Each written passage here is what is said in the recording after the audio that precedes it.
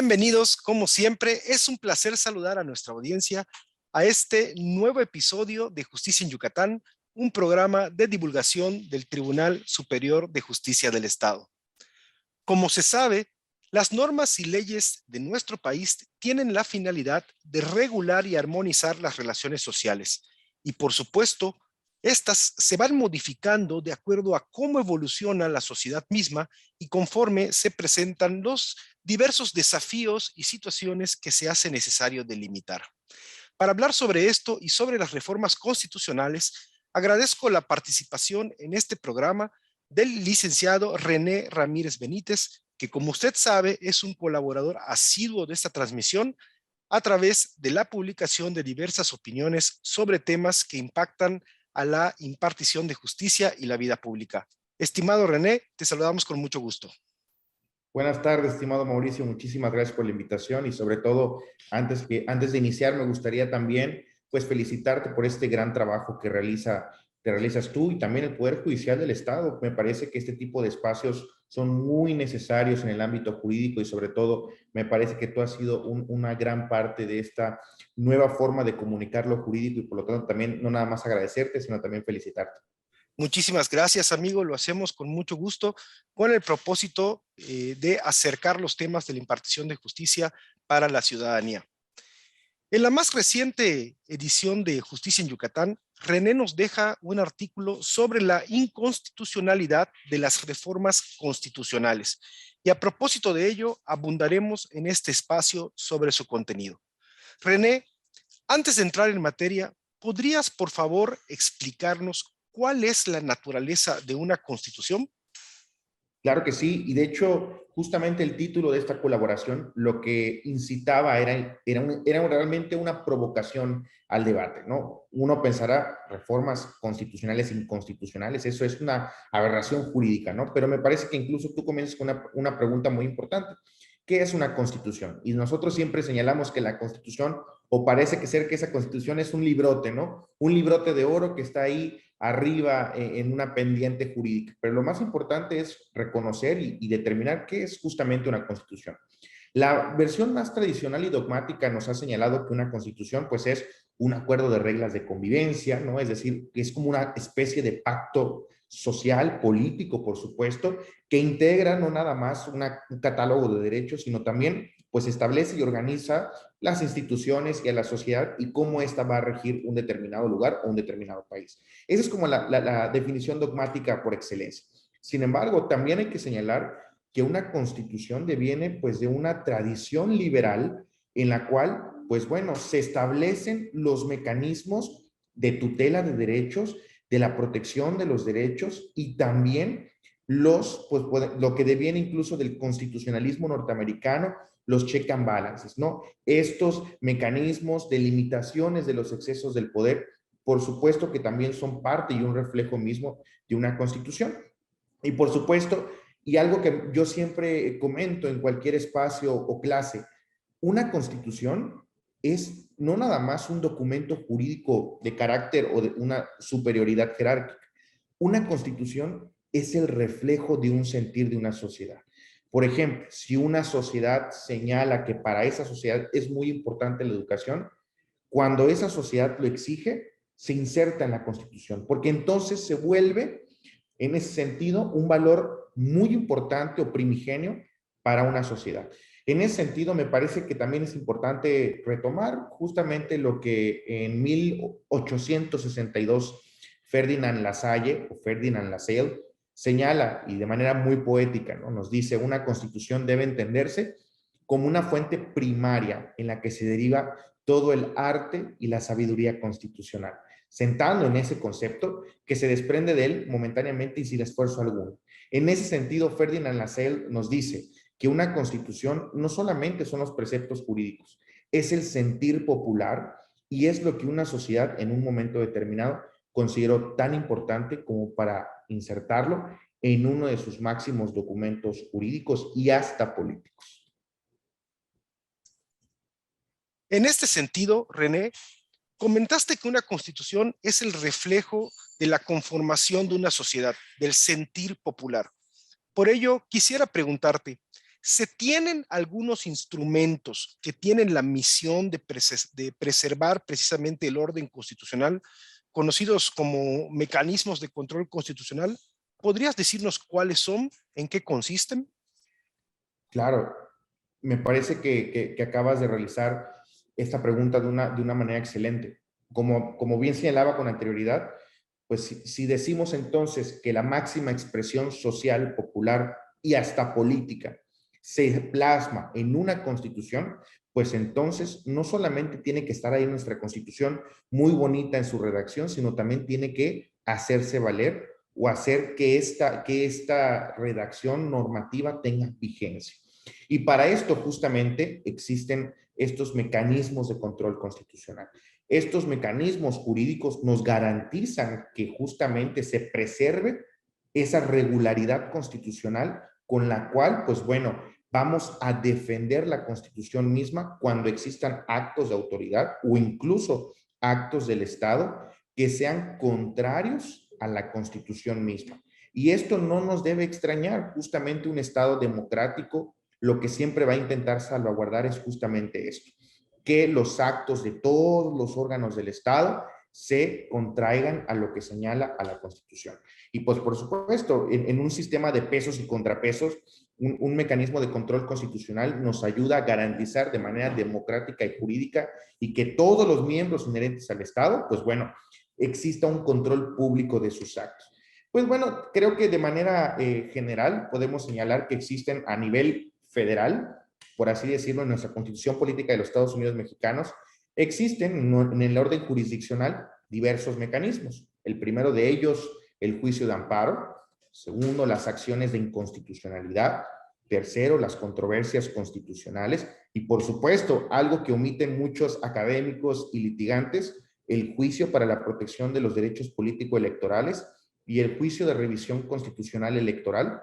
Todos ellos, evidentemente, se tramitan ante el Poder Judicial de la Federación, pero que todos estos son justamente medios para hacer valer la Constitución. Y bueno, me gustaría enfocarme particularmente en uno, que va a ser, de hecho, es pues digamos, el punto más importante de mi colaboración, que es el juicio de amparo. Pues bueno, en Yucatán siempre hemos estado muy orgullosos del juicio de amparo que tiene como origen 1841, justamente en Yucatán, y pues bueno, se elige como el medio de control jurisdiccional idóneo y por excelencia para la protección de los derechos o la protección de la Constitución. Y se eleva incluso al orden federal en la Constitución de 1857, cuando se establece que la competencia de los tribunales federales son para conocer justamente del juicio de amparo, cuando van en defensa de las garantías individuales, cuando algún gobernado pues sufra alguna violación de sus derechos, ¿no?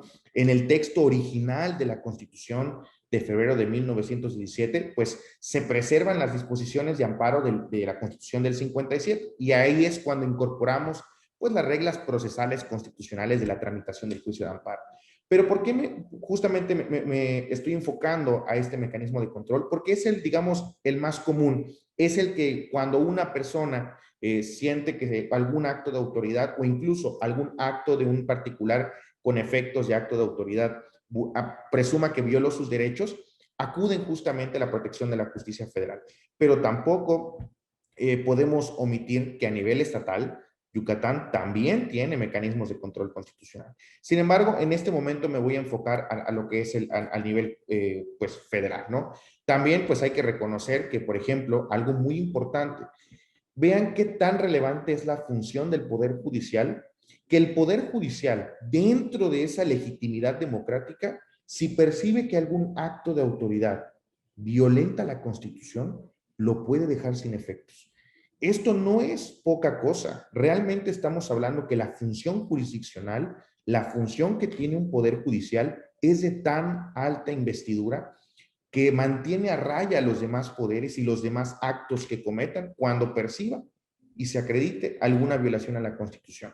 Y pues bueno, el juicio de amparo justamente algo que señala es la jurisprudencia, ¿no? Cuando se configura una jurisprudencia por el Pleno de la Suprema Corte de Justicia de la Nación y se ha sustentado ese mismo criterio, pues lo que hace la Suprema Corte de Justicia de la Nación es le notifica al Congreso de la Unión para que en 90 días naturales, pues bueno, se expulse del orden jurídico mexicano ese precepto normativo o esa norma que se ha declarado como inconstitucional. Ahora bien, si no lo ha hecho, lo que hace el Pleno de la Suprema Corte de Justicia de la Nación es emitir la famosa Declaratoria General de Inconstitucionalidad.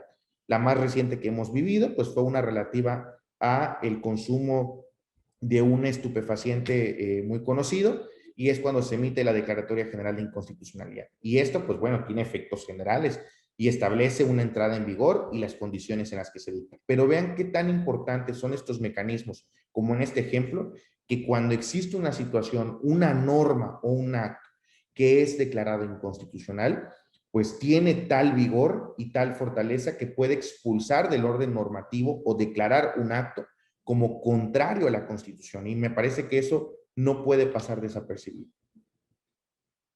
Ahora que mencionabas a la Suprema Corte de Justicia de la Nación, me gustaría recordarle a nuestra audiencia, que es un tema que además hemos abordado en este programa, que en el caso del Estado de Yucatán, también tenemos un tribunal constitucional. El Pleno del Tribunal Superior de Justicia del Estado se erige en tribunal constitucional para conocer de los mecanismos de control constitucional local. Y a propósito de esto, entiendo, René, que en el caso de Yucatán, además de los mencionados, que los mecanismos que ya mencionaste, está también el del control previo de constitucionalidad. Rápidamente, ¿podrías decirnos en qué consiste este? No, claro, y me parece que acabas de hacer incluso un señalamiento muy importante que tampoco pues, puede pasar desapercibido. Yucatán incluso tiene al menos normativamente, tiene un excelente sistema de justicia constitucional local. Tanto es así que nuestra ley de justicia constitucional prevé diversos mecanismos de control constitucional. Pues para no omitirlo, la controversia constitucional local, la acción de inconstitucional local, la acción contra omisión legislativa o normativa, y como muy bien acabas de mencionar, el control previo de constitucionalidad. Si bien los otros mecanismos que ya mencionamos, tenemos precedentes en el Estado, en los cuales se ha hecho uso de estos mecanismos, me parece que el único del que nunca hemos visto su accionar, y que me parece que, como bien acabas de señalar, es uno de los más importantes o que tiene muchísima relevancia, el control previo de constitucionalidad. Que pues bueno, ese control previo pues es justamente lo que pues es un mecanismo que tiene en ese sentido el Pleno del Tribunal Superior de Justicia cuando se erige como un tribunal constitucional, con el cual pues bueno, se determina si una norma es acorde o no con lo que señala la Constitución. Y pues bueno, antes de que incluso, que es lo más importante, antes de que incluso adquiera vigencia misma dentro del ordenamiento jurídico, se constituye un acto en el cual el Congreso del Estado le solicita, a través de un mecanismo de control constitucional previo, que el Pleno del Tribunal Superior de Justicia pues bueno, en su formalidad de sala constitucionalidad, de sala constitucional, resuelva si ese ordenamiento jurídico está en los términos que señala la Constitución o no. Me parece que este mecanismo resulta muy interesante a la luz de los recientes acontecimientos, porque eso pudiera marcar una pauta para que incluso el Poder Legislativo solicite a través del Poder Judicial una revisión previa de su constitucionalidad, y eso permitiría que cualquier ordenamiento jurídico que emita el Congreso del Estado, pues incluso pueda revisarse una constitucionalidad previa para evitar cualquier vulneración futura. Me parece que, como bien señalas, es un mecanismo muy importante dentro de la Ley de Justicia Constitucional del Estado. Si hasta este momento no hemos visto un uso de este mecanismo, está establecido, y pues bueno, ojalá que se haga uso reciente, o en los próximos años se haga uso de esto, porque me parece un gran mecanismo de control constitucional local. Ahora bien, en materia de reformas a la Constitución, ¿cuáles son los mecanismos que harían posible reformar y adicionar diversos preceptos normativos que estén contenidos en la máxima norma? Claro, y creo que tampoco podemos olvidar, y me parece que aquellos colegas van a coincidir cómo nos enseñaron en las clases de Derecho Constitucional, que la modificación en la Constitución mexicana, al menos es de un sistema rígido. O sea, para modificarla se requieren de una serie de pasos para acreditar y para que pueda tener vigor esta modificación constitucional. Habiendo dicho esto, hay que recordar que realmente el órgano legitimado para modificar la Constitución es el Poder Legislativo. El Poder Legislativo, pues en los términos que señala, si no mal recuerdo, el artículo 73, 74 y 76 de la Constitución Política de los Estados Unidos Mexicanos, son las que justamente reconocen y establecen las facultades del Congreso de la Unión. Y hay que recordar que nuestro Congreso de la Unión, en los términos justamente del numeral 50 de la propia Constitución General, señala que nuestro Poder Legislativo o Congreso de la Unión se deposita en dos cámaras, ¿no? La Cámara de Diputados como Cámara Baja y la Cámara de Senadores, que en este caso es la Cámara Alta. Estos, pues bueno, órganos legislativos son los que están facultados por nuestra Constitución para poderla modificar. Sin embargo, tampoco podemos olvidar que el artículo 135 constitucional establece la posibilidad y los mecanismos para reformar y adicionar preceptos normativos de nuestra propia Constitución General. Sin embargo, pues bueno, algo que es muy interesante y que es lo que incluso es objeto de mi misma colaboración, es que el 135 solo nos marca pasos, pero no nos marca límites, por lo cual eso puede conllevar un poquito de debate respecto a cuáles pudiéramos entender cuáles son los límites de reformar o cuando incluso esa modificación a la propia Constitución pudiera ser contraria al ánimus, al ánimus constitucional. Me parece que el profesor Tena Ramírez, que fue un maestro de muchos, ¿no? En los libros del profesor Tena Ramírez, creo que todos hicimos uso de ellos, nos mencionaba incluso que el órgano constituyente del artículo 135 es el único que tiene pues esa investidura plena para poder reformar y adicionar a la Constitución. ¿Qué quiere decir? Y hay que señalar, cuando el Congreso de la Unión va a modificar la Constitución, no solamente es un simple poder legislativo, se configura como constituyente. Y esto quiere decir que en ese sentido está haciendo uso de las máximas facultades de la Constitución para reformarla. Y que por lo tanto, pues bueno, tiene no nada más ese, pues, facultad plena para poder reformar la Constitución, sino también cuando existe un legislador constituyente, o sea, que va a modificar la Constitución, tiene también que tomar en cuenta la conciencia histórica, los preceptos sociales y lo que exige la sociedad al momento de reformar la Constitución. Por supuesto, durante toda la discusión respecto a esto, los constitucionalistas nos han dicho, bueno, hay dos posibilidades. Se reforma la Constitución por el constituyente o por exigencia social. Me parece que eso no puede ser un objeto de debate porque me queda claro que la Constitución es relativamente directa sobre quién es el órgano facultado. Si bien no podemos también omitir, existen órganos que también tienen derecho a presentar iniciativas.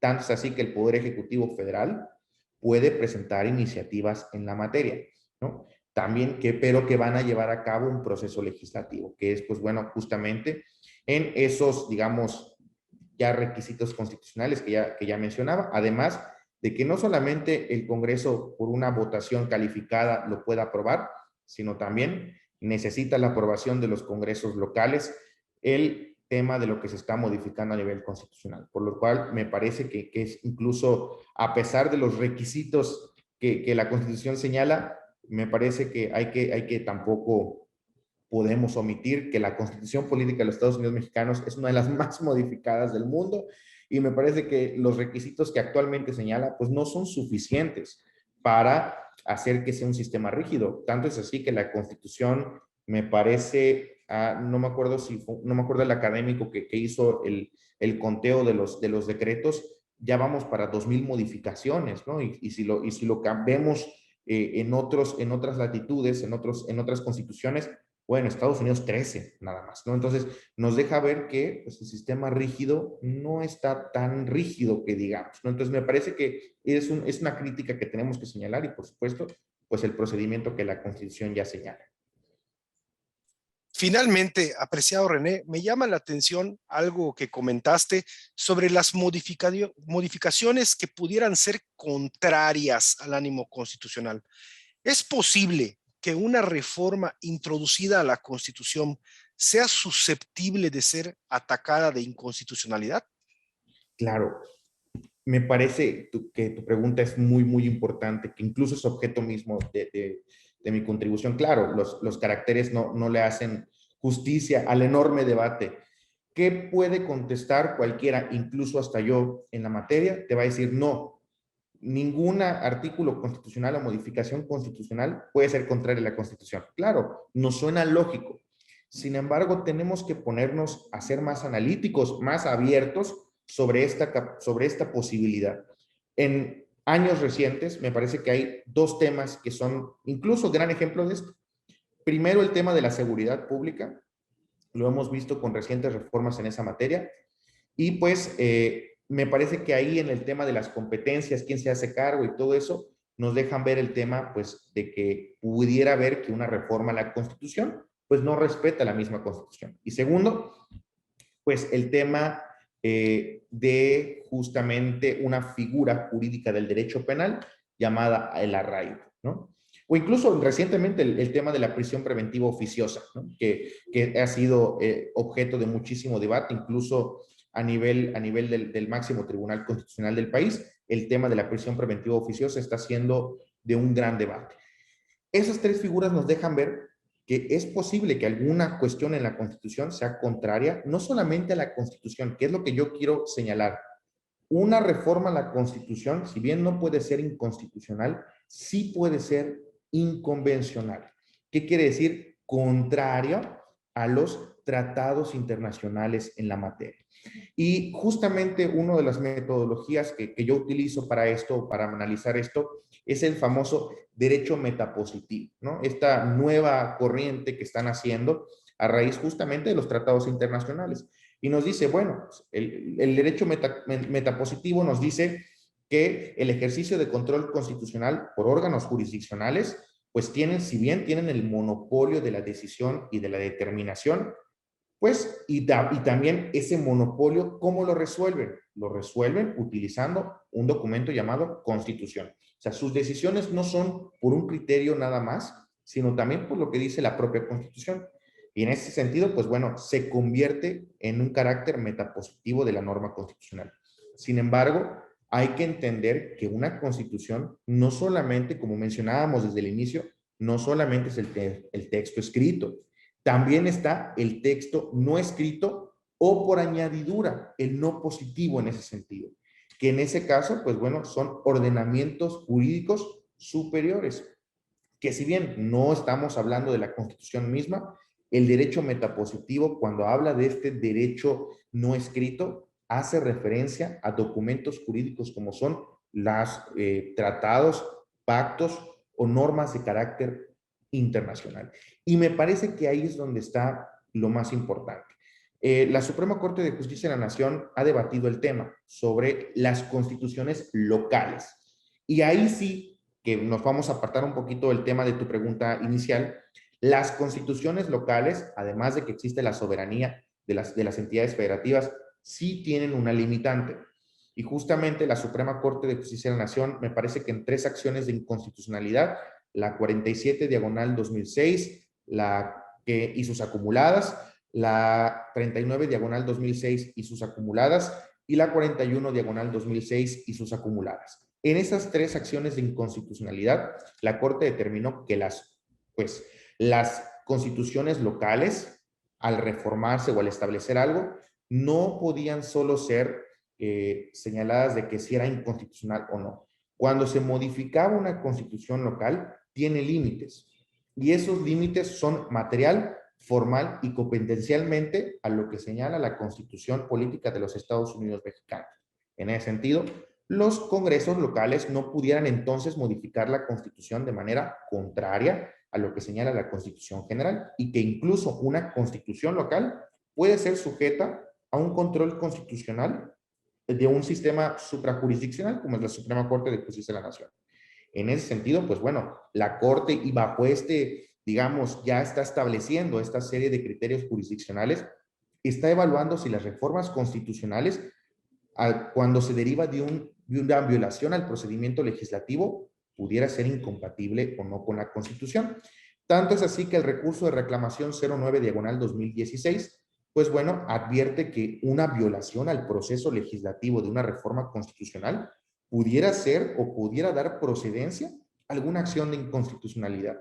Me parece que ese análisis es muy, muy importante y tampoco puede podemos olvidar la contradicción de tesis 105/2021, donde, pues bueno, si bien establece la improcedencia del juicio de amparo cuando tú estás impugnando un decreto de reforma constitucional, sí existe el debate de que si una reforma es contrario a lo que establece un tratado internacional, pudiéramos entonces presumir que esa reforma a la Constitución, si bien no es inconstitucional, sí es contrario a un ordenamiento jurídico de carácter internacional.